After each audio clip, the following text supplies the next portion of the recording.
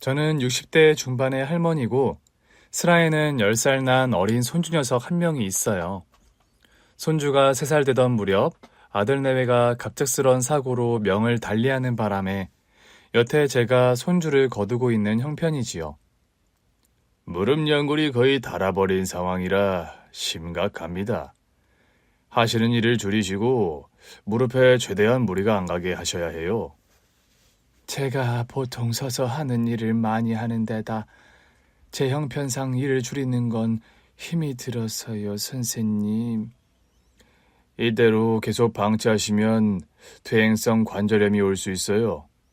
무릎 연골은 한번 손상되거나 다르면 스스로 재생되지 않고 그 기능을 잃어요. 지금은 약물이나 주사로 어느 정도 버티시겠지만 나중에는 인공관절 수술을 염두에 두어야 하실 것 같네요. 인공관절이요?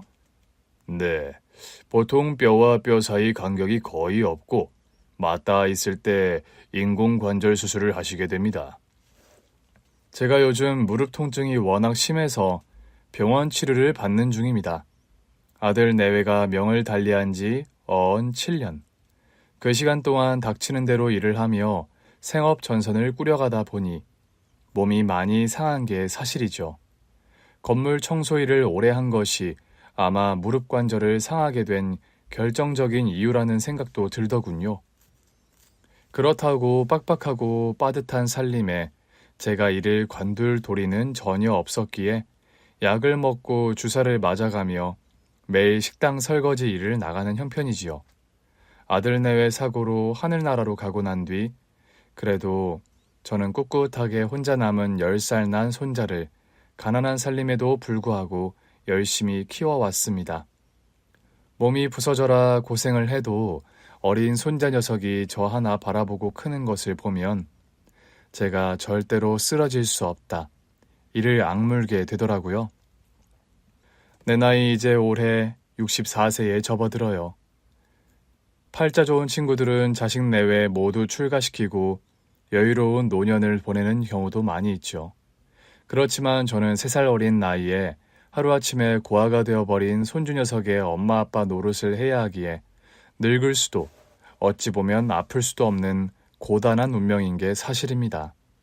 그러다 보니 제 소원이 우리 손주 대학 졸업할 때까지 건강하게 사는 거예요. 대학 졸업하는 것만 봐도 좀 마음 놓고 제가 아플 수도 있을 것 같은 마음이랄까요? 하루하루 버티듯 살아가는 힘겨운 일상이지만 어린 손주가 무럭무럭 커가는 것을 보는 낙으로 살아가는 저였습니다.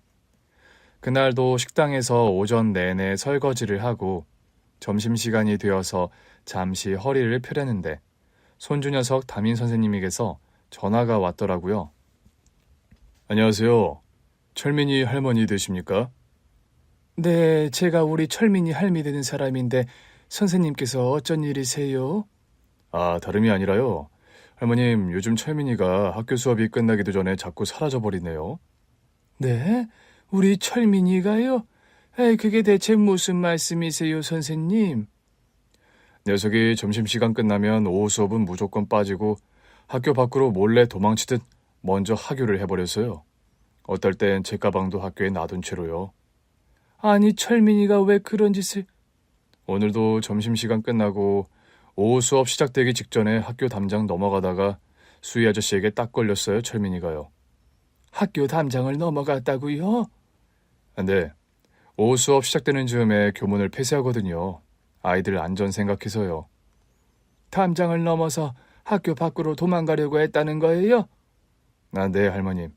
처음 한두 번은 그냥 야단치고 넘어갔는데 자꾸 반복이 되니까 할머님께 말씀드려야 할 것 같아서요. 우리 철민이가 여태 속 한 번 썩인 적 없는 착한 아이인데 어떻게 이런 일이? 그 문제도 있고 해서 제가 오늘 철민이 가정 방문을 하려는데 시간 괜찮으세요? 다른 일도 아니고 철민이 문제 행동으로 오신다는데 당연히 제가 시간을 내야지요, 선생님. 저는 손주 철민이가 학교를 땡땡이 치고 도망 나온다는 소리에 마음이 철렁 내려앉더군요. 엄마 아빠 없이 자란다는 소리 안 듣게 하려고 저는 없는 살림에도 다른 애들 다닌다는 태권도나 영어 학원 같은 것들을 죄에다 보내면서 나름 극성스럽게 손주를 키운다고 자부하고 있었어요. 백화점에서 값비싼 옷은 못 사주어도 그래도 손주 입는 옷이나 신발은 되도록 메이커 운동화나 옷을 사주려고 했고요. 제가 사철 몸빼 한 벌로 버틸지언정 우리 손주가 입성이 초라해서 무시받는 걸 견딜 수가 없더라고요. 그렇게 애지중지 키우는 손자였는데 그런 전화를 받으니 덜컥 겁이 나는 게 사실이었습니다. 저는 그날 일하는 식당에 집에 일이 있다고 말한 뒤 일찍 일을 파하고 집으로 퇴근했더랍니다. 그런데요, 학교를 땡땡이 쳤다는 손자가 집에 가봐도 없는 겁니다. 태권도 학원, 피아노 학원, 하다못해 영어 학원을 가는 날도 아니었는데 대체 이 녀석이 어딜 갔나 싶어서 동네 여기저기를 휘적거리며 찾아보았어요. 철민이는 찾지 못하고 집으로 돌아와 기다리고 있는데 현관벨이 울리더라고요. 나가보니 철민이 담임 선생님이 서 계신 게 보였어요. 저는 다급하게 온 매무새를 추스르고 문을 열어드렸지요. 선생님 안녕하세요. 그런데요, 가정방문을 온 담임 선생님이 집에 들어온 순간 선생님께서 날 보더니 닭똥 같은 눈물을 뚝뚝 흘리시는 겁니다. 저를 보자마자 그렇게 눈물을 흘리는 담임 선생님을 보고 되려 제가 깜짝 놀랐지요. 저는 순간 우리 철민이에게 무슨 안 좋은 일이 생겼나 싶어서 더럭 겁이 났습니다. 아니, 선생님 대체 왜 갑자기 우세요? 혹시 우리 철민이에게 안 좋은 일이라도 생긴 건가요? 아닙니다, 할머님.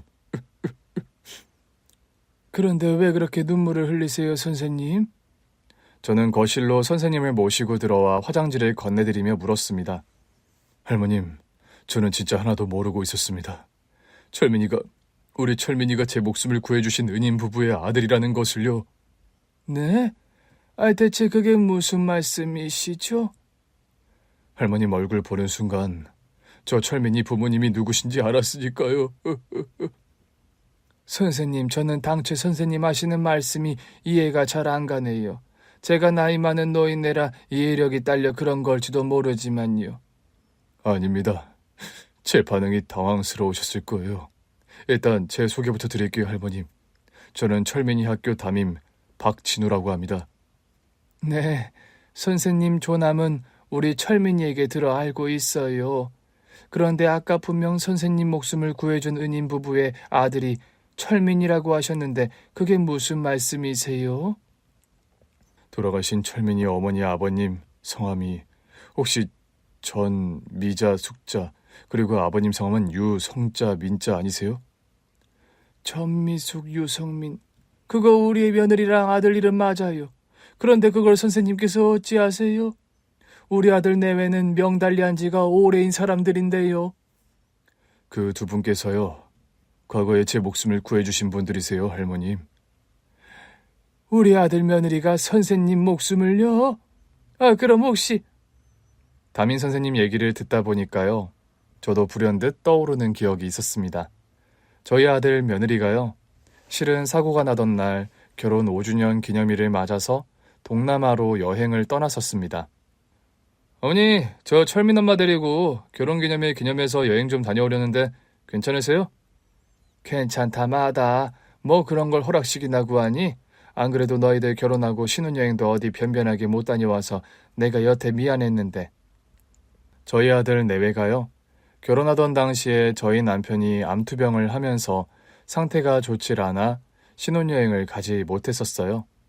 결혼을 결정하고 식장 정하고 상견례 할 때만 해도 남편 상황이 그리 위독한 건 아니었는데 결혼식 즈음에서 건강 상태가 많이 악화된 남편이었죠. 저는 그때 그래도 아들 내외에게 신혼여행을 짧게라도 다녀오라고 했었죠.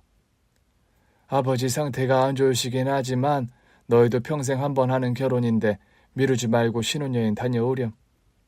아니에요, 어머님. 아버님께서 많이 편찮으셔서 결혼식도 미루려다 그냥 한 건데 신혼여행은 나중에 다녀올게요. 아들이 결혼식을 마친 뒤 한 달 뒤에 하늘나라로 떠난 남편이었습니다. 그런 사정으로 아들 내외는 신혼여행을 가지 못했고 그 후로는 며느리가 출산을 하느라 또 아들 사업이 바빠지는 바람에 한정없이 신혼여행을 미루기만 하던 차였죠. 저는 그런 며느리에게 특히나 좀 미안해서 결혼 5주년 기념일이 다가왔을 때 제 쌈짓돈을 털어 늦었지만 신혼여행을 다녀오라고 용돈까지 쥐어 보냈더랍니다. 어머니, 제가 무슨 어린애도 아니고 무슨 용돈을 주세요. 어디 어린애만 용돈 받는 법이 있다든? 왜? 금액이 너무 적어 그러니? 아유, 어머님도 참 그런 게 아니라 죄송해서 그런 거 아시면서요. 미안한 건 나다. 너희 시아버지 투병하고 또 그 후로 먹고 사는 게 바빠 변변하게 신혼여행 한번 제대로 못 보내줘서 미안했지. 이번에라도 꼭 미루지 말고 다녀와라. 철민이는 내가 잘 봐줄 테니까. 감사해요, 어머니. 대신 돌아올 때 선물 좋은 걸로 사다 드릴게요. 선물은 무슨 선물이야. 너희들끼리 맛있는 거 사 먹고 실컷 즐기다 돌아오렴. 뒤늦은 신혼여행을 떠나는 아들 내외를 인천공항까지 따라 나가서 배웅을 했더랍니다. 어머니, 다녀올게요. 오냐, 재미나게 놀다가들 돌아오렴. 철민이 잘 부탁드려요, 어머님. 저희 부부만 떠나서 죄송하고요. 신혼여행을 그럼 둘만 떠나지 때로 갈까? 그런 소리 말고 재미나게 놀다가 돌아와라. 철민아, 엄마 아빠 신혼여행 간다. 그동안 할머니 말씀 잘 듣고 있어야 해. 며느리와 아들은 철민이에게 양쪽에서 볼뽀뽀를 날리고서 출국장 안으로 들어갔습니다. 뒤돌아서 저와 철민이를 향해 손을 흔들던 아들과 며느리의 모습. 뒤늦은 신혼여행을 간다고 잔뜩 들떠서 그러면서도 내게 그런 모습을 최대한 안 들킨다고 조심하며 안으로 들어가던 아들 내외의 모습이 마지막일 거라고 누가 생각이나 했을까요? 아들 며느리는 동남아시아 현지에서 요트를 타고 체험여행을 하던 중 사고를 당했어요. 한참 바닷가 구석구석을 요트를 타고 관광을 즐기던 중 문제가 없다고 생각했던 요트에 물이 줄줄 새기 시작했다고 합니다. 어머, 어떡해. 지금 배에 물이 새잖아. 이게 대체 무슨 일이야. 망망대해에서 이러다 다들 가라앉아 죽을지도 모르겠어. 충격과 공포의 도가니 속에서 겨우 요트에 매달리다시피 해서 있는데 구명보트가 겨우 도착했다고 합니다. 저기 구조보트가 왔어요. 여기 생존자가 총 몇 명인가요? 저와 남편 그리고 이 학생이에요. 어떡하죠? 지금 보트에 남은 자리가 딱 하나인데. 다른 구조보트는요? 본부에서 한 대를 더 보냈으니 조금 있으면 도착은 할 거예요. 그런데 요트 상태가 참혹해서 걱정이군요. 괜찮으세요? 부상당한 데는요? 저는 다리를 좀 다쳤고 저희 아내는 팔을 다쳤어요. 세 분 중 한 분만 우선 보트에 탑승하도록 하겠습니다. 아들과 며느리, 당시 고등학생이었던 담임 선생님은 무척 난감한 상황에 빠지고 말았다고 합니다. 그럴 수밖에 없었겠죠. 구조되어야 할 사람은 3명인데 구조보트의 빈 좌석은 하나라니 그때 구조대원에게 다급하게 무전기로 호출이 오더래요. 뭐라고? 나머지 구조보트 도착이 지연되고 있다고? 지금 생존자가 3명인데 보트에 자리가 하나밖에 없다고요. 빨리 추가 구조보트 지원 부탁드려요. 그런 무전을 주고받는 구조대원을 보고 아들과 며느리, 담임 선생님은 더 불안한 마음이 들 수밖에 없더랍니다. 여보, 어쩌죠? 자리가 하나라는데. 이거 참 상황이 급박한데 난색이네. 여보, 이왕 이렇게 된 거 저 고등학생을 먼저 태워보내요. 내 생각에도 그게 답인 것 같군. 학생이 아까 물을 많이 먹어서 상태도 안 좋아 보이고. 이봐요 학생, 더 시간 지체하지 말고 어서 보트에 탑승해요. 예? 제가요? 그래요. 이런 상황에서는 어린 사람을 우선 태우는 게 도리이기도 해. 그래도 아주머니도 팔을 많이 다치셔서 지금 난간에 매달려 있는 게 힘들어 보이시는데. 이 사람은 내가 지켜줄 거니까 괜찮아. 보트에 사람들이 다 우리만 기다리고 있는데 더 시간 지체하지 말고 얼른 탑승해요. 어서. 감사합니다. 두 분 성함이 어떻게 되세요? 우리 부부 이름이요? 네, 성함이라도 알고 싶어서요. 난 유성민, 와이프는 전미숙이에요. 감사합니다. 저 얼른 도착하자마자 두 분 구해달라고 부탁드릴게요. 얼른 보트에 타요 학생. 급박하고 위험한 상황이었고 구조보트의 빈 좌석은 단 하나. 그래도 그때까지만 해도 아들과 며느리를 구할 구조보트가 곧 도착할 거라고 생각했더랍니다. 저는 그날 철민이 부모님께서 보트의 빈 좌석을 양보해 주신 덕에 무사히 병원으로 옮겨져 치료를 받았어요. 그런데 두 분은 선생님 얼굴을 보고 있자니까 옛날에 우리 아들 부부 장례식에 왔던 고등학생이 생각나네. 그때 그 학생 맞죠? 맞습니다, 할머니. 저 그때 철민이 부모님 장례식에 와서 펑펑 울면서 할머니께 사죄 드렸었어요. 저는 시간이 지난 일이고 나이가 있다 보니 기억력이 썩 또렷한 건 아니라서 담임 선생님의 얼굴을 잊어먹고 있었죠. 그런데 대화를 나누며 담임 선생님의 얼굴을 보고 있으려니 아들 내외 장례식장에서의 일이 기억이 나더군요. 뒤늦게 신혼여행을 떠난 아들과 며느리가 싸늘한 유해가 되어서 돌아왔을 때 저의 충격은 말로 설명할 수 없을 정도로 큰 것이었습니다. 현지에서 유해를 수습했고 화장 상태로 귀국 예정입니다. 뭐라고요? 유해? 화장?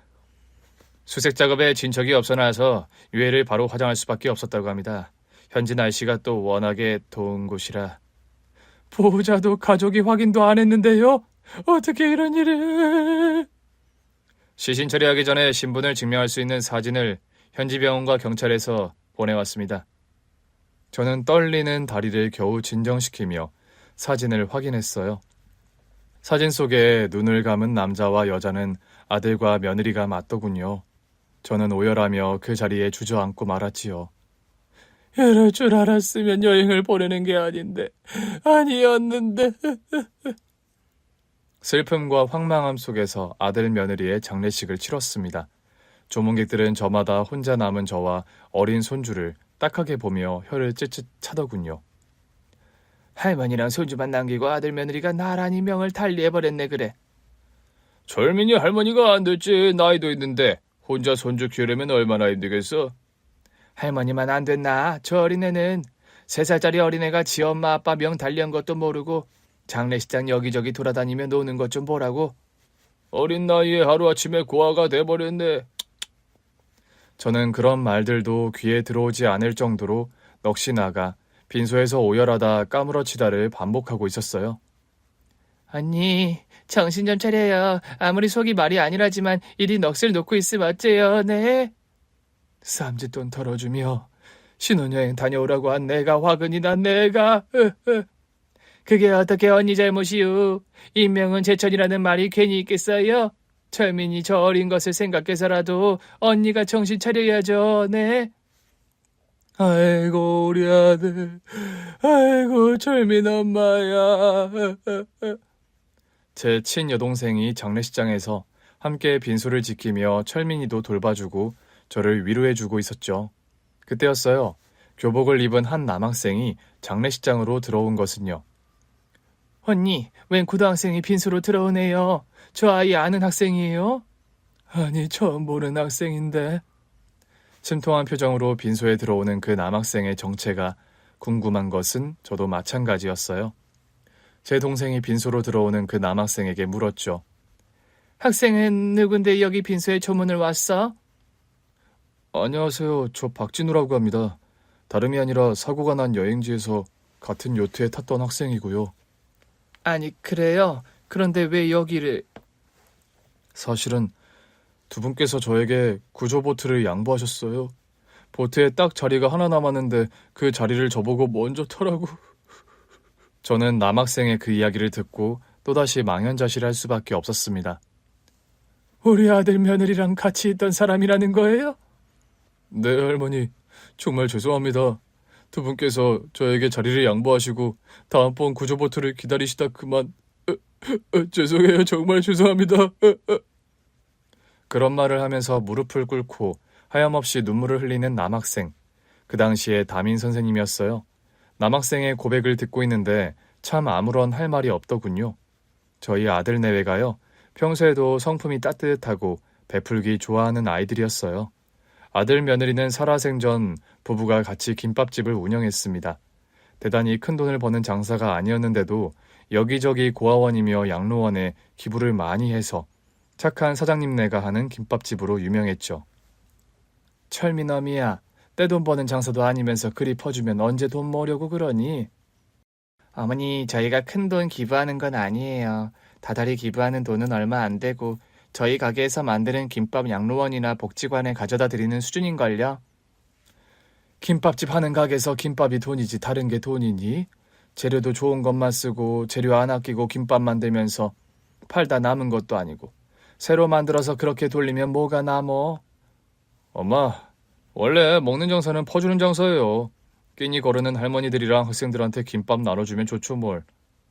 아들 말이 틀린 말이 하나도 아니었고 며느리 역시 할 수 있는 나눔을 베푸는 게 좋다는 입장이라 저는 몇 번 잔소리를 할 뿐 아들 내외가 하는 일을 딱히 더는 말리지는 못했습니다.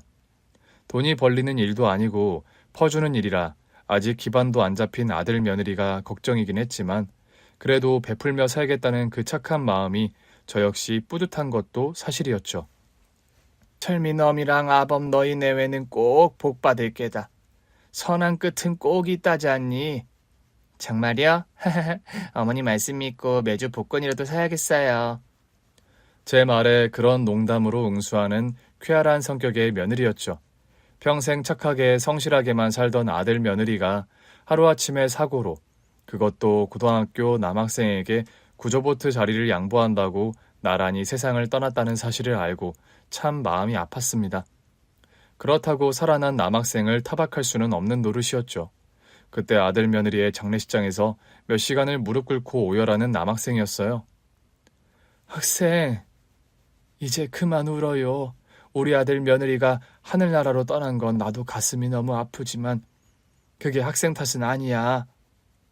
어떻게 제 탓이 아니에요, 할머니. 저만 아니었더라면 두 분 중 한 분이라도 목숨을 건지셨을 거예요. 한 살이라도 어린 학생에게 양보를 한 거겠지. 우리 아들이랑 며느리가 원래 그런 아이들이야. 죄송해요, 할머니. 저 때문에 하루아침에 가족을 잃게 되었어요. 그만 울고 일어나서 식사라도 하고 가요. 할머니, 제가 지금은 어려서 아무것도 보답 못해드렸지만 나중에 꼭 이 은혜 10배, 100배로 갚아드릴게요. 그런 소리 말아요. 학생 마음은 이해가 안 가는 바가 아니지만 어디 사람 목숨값을 환산할 수도 없는 노릇이니. 그런 대화를 주고받았던 장례식장에서의 일이 불현듯 떠오르더랍니다. 그래서 여태 선생님께서는 제 얼굴을 기억하고 계셨어요? 네, 당연하죠. 저는 하루도 철민이 부모님과 할머님 얼굴을 잊어본 적이 없어요. 사는 게 바빠 가끔 잊었어도 마음속에는 늘 품고 있었습니다. 그리고 자꾸 다짐했어요. 절대 잊어버려서는 안 되는 얼굴이고 이름들이라고요. 그런 말을 하면서 오열하며 제 손을 꼭 잡는 담임 선생님이었어요. 철민이한테 처음부터 이상하게 마음이 많이 갔더랍니다. 이제야 제가 왜 그랬는지 알 것 같아요. 참, 오늘 가정방문 오신다는 이유가 우리 철민이가 자꾸 학교를 땡땡이를 쳐서 그러시다고 하지 않았나요? 네, 실은 오늘도 점심시간 지나고 나서 먼저 말도 없이 하교를 해버렸어요. 철민이 집에 없나요? 저도 선생님 말씀 듣고 철민이를 찾아봤는데 여태 집에 안 들어왔네요. 저와 담임 선생님은 일단 동네 구석구석을 돌아다니며 철민이를 찾아다니기 시작했습니다. 문구점이니 오락실이니 놀이터니 아이들 가볼 만한 곳을 죄다 뒤졌는데도 철민이가 안 보이더라고요. 그런데 마침 놀이터 구석에서 과자를 먹고 있는 조무래기들을 보게 됐어요. 그중 몇몇 아이가 평소 손주 녀석과 함께 어울리던 아이들이라는 게 기억나더군요. 저는 휘적거리며 당장 그 아이들에게 다가갔습니다. 얘들아, 너희들 철민이 친구들 아니니? 네, 맞아요. 철민이 할머니시죠. 그래, 내가 철민이 할미 되는 사람이야. 너희들 혹시 우리 철민이 오늘 못 봤니? 철민이요? 아까 저 우체국 뒤편에서 빈병 줍던데. 뭐 빈병? 너희들 선생님 알지? 안녕하세요, 선생님.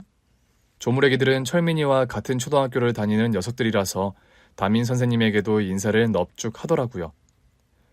철민이가 빈병을 줍다니 무슨 말이야? 아, 저 철민이가 왜 빈병 줬는지 알아요, 선생님. 너 3번 오하영 맞지? 철민이를 잘 알아? 네, 잘 알아요.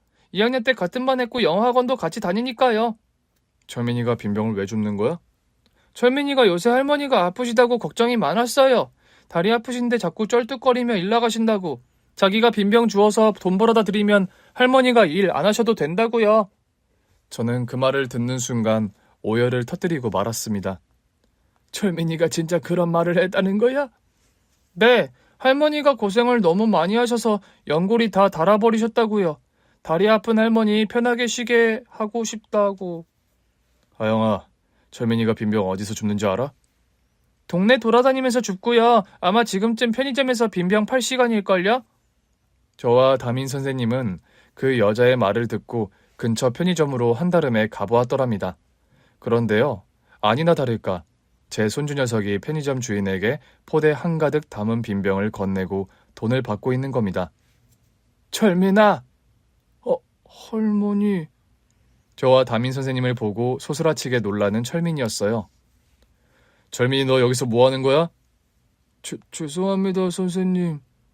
매일 학교를 땡땡이 치고 빈병을 주우러 다녔던 손주 녀석의 양손이 까맣게 때가 묻어 지저분하더군요. 그 어린 것이 고사리 손 가득 검은 먼지를 묻혀가며 빈병을 주워서 내다 판 생각을 하니 마음이 미어질 것 같았어요. 철민아, 너 이게 대체 무슨 짓이야? 언제 할머니가 너한테 이런 일 하라고 하든, 응? 할머니가 다리 아프신데 쩔뚝거리면서 일하시는 게 너무 싫어서요. 할미가 다 알아서 하는 건데 네가 왜? 아파도 다 일할만 하니까 하는 거야? 병원에서 의사 선생님이 할머니한테 일 그만하시고 쉬어야 한다는 말 하시는 거 저 다 들었어요, 할머니. 그래서 학교도 땡땡이 치고 빈병을 주우러 다녔단 말이니? 죄송해요, 할머니. 제가 돈 벌 방법이 이거밖에 없어서요. 그런 말을 하며 글썽한 눈으로 저를 쳐다보는 철민이었어요. 어린 것이 그런 말을 하며 저와 담임 선생님 눈치를 보는데 가슴이 미어지는 것만 같았습니다. 철민아, 그런 고민이 있었으면 선생님께 말을 해야지. 학교에 말도 안 하고 혼자 하교를 하면 어떡하니? 죄송해요, 선생님. 학교 끝나고 동네를 돌면 빈병을 다 가져가 버리고 없어서요. 제가 죄송해요, 선생님. 철민이가 다시는 이러지 않도록 제가 따끔하게 야단치겠습니다. 아닙니다, 할머니. 철민이 얘기 듣고 보니까 야단칠 일도 아니네요. 고개를 푹 수그린 손주를 따뜻하게 안아주는 담임 선생님이었습니다. 철민아, 네가 할머니 때문에 속상한 건 알겠지만 학생이 선생님한테 허락도 안 받고 학교를 나가는 건 하면 안 되는 행동이란다. 알겠니? 네, 선생님. 할머니께서 쉬실 수 있도록 선생님이 방법을 찾을 거니까 철민이 너는 빈병 줍는 건 그만하도록 해. 빈병 주워야 돈을 버는데요, 선생님. 그래, 요 며칠 빈병 주워서 돈 많이 벌었어? 제가 돈 번 거 보여드릴게요, 선생님. 손주 녀석이요. 자랑스럽다는 듯 책가방에서 주머니를 꺼내더니 그동안 빈병을 팔아 모은 동전과 지폐 몇 장을 꺼내는 겁니다. 그 돈을 모으기까지 어린 녀석이 그 고사리 손으로 엄동설안에 고생했을 생각을 하니 마음이 너무 아팠어요. 그동안 고생 많이 했구나, 우리 철민이가. 철민아, 그래도 너는 아직 초등학생이고 돈을 벌 나이는 아니야. 앞으로는 절대로 학교 땡땡이 치면 안 된다. 알았지? 네, 선생님. 할머니, 그래도 이 돈은 제가 번 거니까 할머니 다 드릴게요. 빨갛게 어른 손에 먼지는 잔뜩 묻힌 채로 철민이는 뿌듯하다는 듯 그 동전 주머니를 저에게 건네는 겁니다. 그 돈주머니를 받아드는데 저도 모르게 왈칵 눈물이 쏟아졌어요. 철민아, 아이고 내 새끼, 내 착한 손주 이리 온. 저는 손주 녀석을 품에 안고 한참을 울고 말았습니다. 할머니, 추운데 밖에서 그만 오시고 어디 가서 식사라도 하세요. 참, 내 정신 좀 봐. 가정방문 오신 선생님을 길거리에 세워두고 대접이 형편없었네요. 아니요, 저는 괜찮은데 철민이도 그렇고 할머님도 이제 배고프실 것 같아서요. 선생님, 어디 가까운 식당이라도 얼른 들어가셔요. 제가 비싼 건 아니더라도 식사 대접이라도 해드리게요. 할머니 무슨 말씀이세요? 오늘 저녁은 제가 사드릴 겁니다. 철민이가 저를 살려주신 그 은인 부부님의 아들이라는 걸 알았는데 제가 오늘 어떻게 할머님과 철민이를 그냥 보내드리나요? 담임 선생님은 저와 철민이를 데리고 고급 한정식집으로 데리고 가더라고요. 선생님, 너무 비싼 식당으로 오신 거 아니에요? 아닙니다, 할머니. 이런 식사 한 끼로 보답할 일도 아니지만 일단 오늘 식사부터 맛있게 하세요. 철민아, 배고프지? 많이 먹어? 그날 담임 선생님은 저와 철민이에게 융숭한 대접을 해주더군요. 식사를 다 끝내고 식당을 나오는데 웬 커다란 리무진 한 대가 와 있어서 깜짝 놀랐습니다. 선생님, 이게 대체 무슨 차예요? 제가 부른 차예요. 할머니 편하게 타시고 집으로 돌아가시라고요. 이 차가 선생님 차라고요? 제가 초등학교 교사인데 이런 차가 있는 게 좀 이상하시죠? 문득 그런 말을 하며 웃는 담임 선생님이었습니다. 아니, 그게 아니라 제 말씀은 사실 무슨 기업 회장이나 타고 다닐 법한 삐까뻔쩍한 리무진이어서 그런 생각이 든 것도 사실이었습니다. 할머니, 제가 사실은 제가 몸담고 있는 학교의 재단 이사장 손주입니다. 네? 선생님께서요? 네. 저희 재단의 초등학교만 사립에서 공립으로 바뀌었지 아직 중고등학교와 대학은 여전히 사학재단 소관이고요. 그럼 선생님께서 땡땡 사학 자제분이라고요? 네. 그런데 저희 가정사가 복잡해서 제가 집안의 아들로 인정받는데 시간이 좀 걸린 편이에요. 그날 철민이의 선생님이 부른 리무진을 타고 집으로 돌아오는 길, 저는 담임 선생님의 가정사 얘기를 듣게 되었어요. 실은 제가 좀 더 일찍 철민이 부모님을 찾아뵈려 했어요. 저를 살려주신 생명의 은인이신데 저에게 구조보트만 양보 안 하셨으면 철민이는 지금 부모님 중 한 분은 살아 계셨을 테니까요. 다시 말끝을 흐리며 눈물을 보이는 담임 선생님이었습니다. 아들 며느리의 죽음이 떠올라 저 역시 마음이 처연해지는 게 사실이었죠. 제가 더 일찍 찾아뵙지 못한 변명을 드려야겠어요. 아니, 무슨 변명씩이나요. 철민이 어머마범이 무슨 대가를 바라고 한 일도 아닌데요. 그 아이들 타고난 성정이 원래 퍼주기 좋아하고 지들보다 어려운 사람들 못 지나가는 성품이었어요. 그런 분들이니 그 위급한 상황에서도 제가 고등학생이고 어리다는 이유로 그런 큰 양보를 해주셨겠죠. 선생님, 고마워하시는 마음은 이해해요. 허나 다 지난 일이고 아들 며느리가 선택한 일이니 저는 선생님께 원망 같은 마음 없어요. 그러니 더는 마음에 짐 가지지 마세요. 아닙니다, 할머니. 그건 제가 평생에 걸쳐 잊어서는 안 되는 고마움이에요. 앞으로 제가 철민이 대부 역할 할게요. 할머님도 더는 고생 안 시켜드려요. 아니, 선생님. 실은 진작 더 일찍 수소문해서 찾아뵙는다는 걸 그러지 못했어요. 그동안 제가 기반도 없고 복잡한 가정사 때문에 제 권리를 찾는데 시간이 오래 걸렸거든요. 그건 또 무슨 말씀이세요? 집으로 돌아오는 리무진 안에서 듣게 된 담임 선생님의 가정사는 참 또한 기막힌 것이더라고요. 저는 사실 저희 부모님의 외아들로 귀여움받으며 자랐어요. 담임 선생님은 사학재단 집안의 외아들로 태어나 남부러울 것 없이 자랐다고 합니다. 그런데 그 친어머니라는 분이 담임 선생님이 어려서 일찍 병으로 돌아가셨대요. 진우야, 엄마 없어도 씩씩하게 잘 살아야 한다. 엄마 돌아가시면 안 돼요. 여보, 우리 진우 잘 돌봐줘요. 나중에 재혼하게 되더라도 진우에게 좋은 엄마 될 사람으로 잘 골랐으면 좋겠어. 걱정 마, 여보. 당신 걱정하는 일 안 만들게. 선생님의 어머니는 그런 말을 마지막으로 안타깝게 눈을 감으셨다고요. 그런데 그 선생님 어머니의 마지막 유언은 지켜지지 못했다고 합니다. 어머니가 돌아가시고 몇 년 지나지 않아 세부인을 들인 아버지셨는데 그 세부인이라는 여자가 보통 악독한 여자가 아니었다고요. 아버지와 재혼한 그 세부인은 시집와서 내리 딸만 셋을 낳았다고 합니다. 여보, 요즘 시대가 바뀌었는데 설마 당신 나중에 딸들이랑 아들이랑 차별해서 상속해주고 그럴 생각 아니죠? 그게 갑자기 무슨 소리야? 애들도 아직 어린데 벌써 상속 얘기를 하나? 제 입장에서 그런 말이 안 나와요. 진우가 외아들이라고 나중에 진우만 올고지 사학재단 넘겨받는 거 아니냐고요. 우리 친정서도 얼마나 걱정하는데요. 아, 내가 언제 당신이랑 딸내미들 돈 아쉽게 한 적 있어? 넘치게 생활비 주고 누릴 거 다 누리고 살면서 벌써 그런 욕심을 부려? 누가 내 욕심 때문에 그래요? 나나 당신이나 평생 살아요? 아니잖아요. 우리 둘 다 저 세상 갔을 때 진우가 이복 여동생들 얼마나 챙겨줄지 솔직히 겁나 그럽니다. 왜요? 아버지의 세부인 담임 선생님의 계모는 시집 올 때부터 돈 욕심이 남다른 사람이었다네요.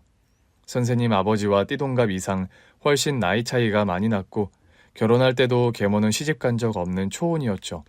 사람들은 저마다 남자의 재산을 보고 처녀가 아들 딸린 남자에게 시집 온다고 뒷말을 수군거렸고요. 그 말 맞다나 담임 선생님의 계모는 돈에 대한 집착이 남다른 사람이었습니다. 저희 집안이 대대로 사학재단을 운영해와서 재력이 남다른 편이었어요. 보수적인 집안 가풍상 외아들이나 장남에게 그 재단 상속권을 대부분 증여해주는 방식으로 가풍을 이어왔고요. 새어머니란 사람이 그걸 탐탁지 않아 했겠네요. 탐탁지 않아 한 정도가 아니라 집안 재산에 욕심을 부려서 아예 저와 아버지를 갈라놨어요. 뭐라고요? 진우, 너 방으로 좀 건너오거라. 무슨 일이세요, 아버지? 너 아버지가 자리 비울 때마다 네 어머니에게 반항하고 대든다는 게 사실이야? 참, 새어머니께서 그러시던가요? 지금 그게 중요해? 내가 묻는 말에 대답이나 똑바로 해라. 저 새어머니께 그런 적 없습니다, 아버지. 어머, 얘 눈 하나 깜짝 안 하고 거짓말하는 것 좀 봐. 그럼 내가 네 아버지 앞에서 거짓말 안 하는 거야? 아버지만 출타하시면 저는 밥도 불어 안 차려주시고 제가 내놓은 빨래는 세탁도 안 하고 그대로 제 방에 옮겨버리시는 거 새어머니 아니세요? 어머, 얘 말하는 것 좀 봐. 누가 들으면 내가 너에게 못된 계모 행실하는 줄 알겠다. 이런 유치한 이간질 지겹지도 않으세요, 새엄마는? 지는 너 언제까지 네 엄마에게 새엄마라고 부를 거니? 아버지, 그럼 새엄마를 새엄마라 부르지 뭐라 부릅니까? 아니, 이 녀석이! 네 엄마가 나와 재혼한 지가 벌써 몇 년인데 정없이 여태 엄마 앞에 새자를 따박따박 붙이는 거야? 정이 없는 건 제가 아니라 새어머니시라고요! 지금도 아버지 앞에서 되도 않는 거짓말로 절 모함하시잖아요! 짝, 사정없이 담임 선생님의 따귀를 때리는 선생님의 아버지였다고 합니다. 언제까지 너 네 엄마를 그렇게 우습게 여길 거야? 엄마를 무시하는 건 나를 무시하는 것과 같다고 몇 번을 말해! 그러는 아버지는 돌아가신 엄마 약속 지키셨어요? 뭐라고? 엄마 돌아가실 때 하신 말씀 기억 안 나세요? 전 여전히 생생히 기억나는데요. 진우이, 너 이 녀석이? 어머, 감히 내 앞에서 죽은 네 엄마 얘기를 아무렇지 않게 해? 아이고 혈압이야, 아이고 가슴이야. 여보, 괜찮아? 엄마가 분명 아빠에게 그러셨어요. 재혼해서 새 부인을 얻더라도 진우에게 좋은 엄마가 될 여자를 찾아라. 그런데 저 여자가 좋은 엄마라고요? 뭐? 저 여자? 네, 저 여자요.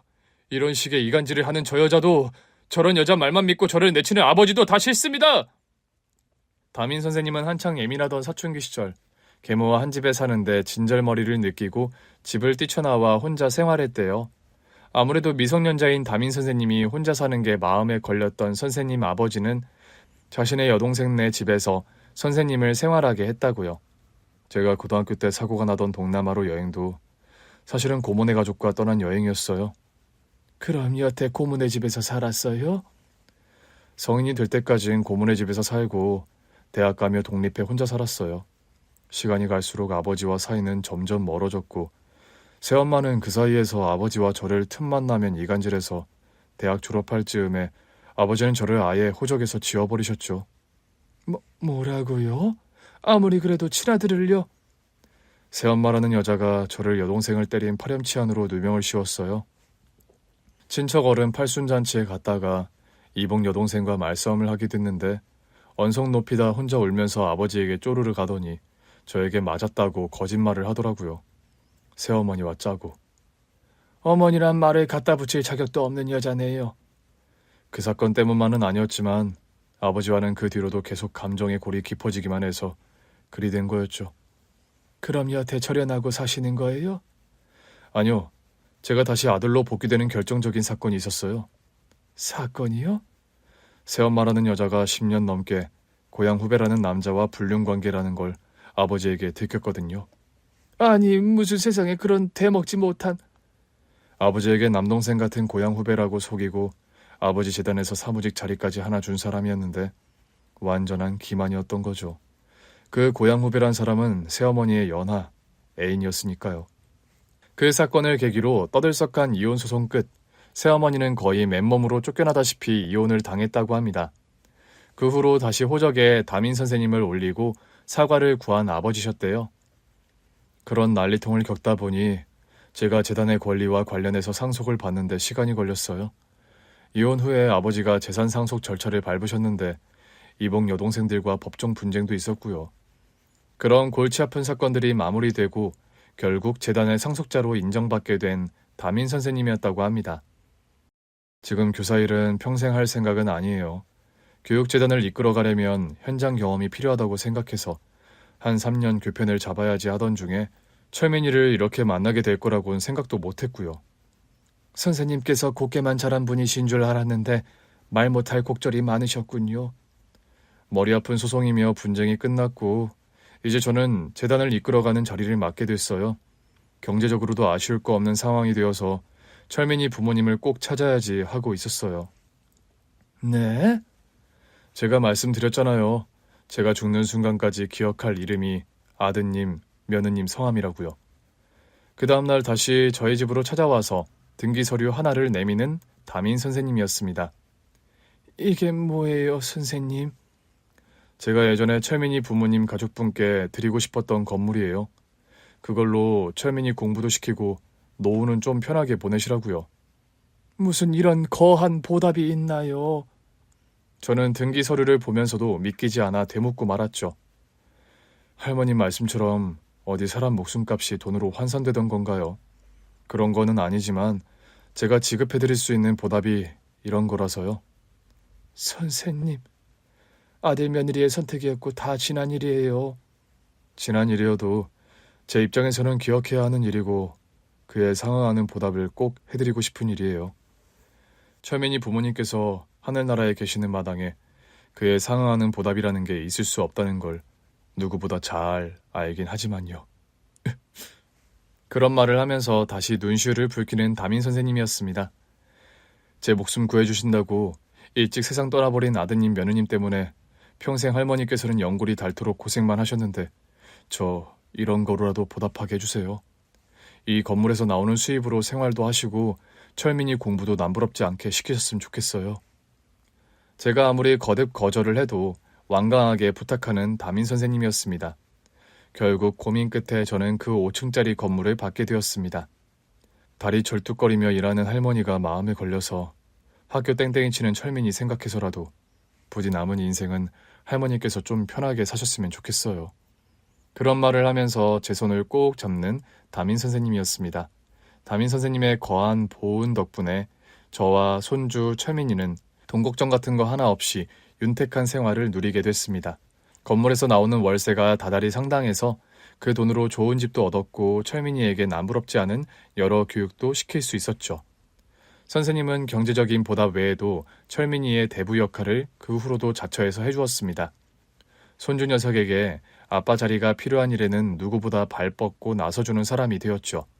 중학교, 고등학교 입학식과 졸업식, 학부모 상담, 그리고 한 달에 2번 조기축구를 같이 나가며 철민이와 정을 쌓는 선생님이었어요. 그런 때 말고도 틈날 때마다 철민이를 찾아와 얘기도 하고 밥도 사주고 용돈도 주고 방학 때는 철민이를 데리고 둘이서 여행을 다녀오기도 했고요.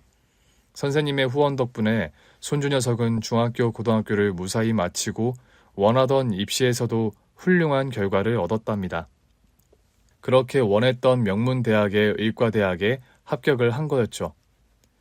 우리 철민이 장하다. 정말 수고 많았어. 선생님에게 건물을 증여받은 후로 저도 돈 걱정 없이 아주 호강하며 잘 살아왔어요.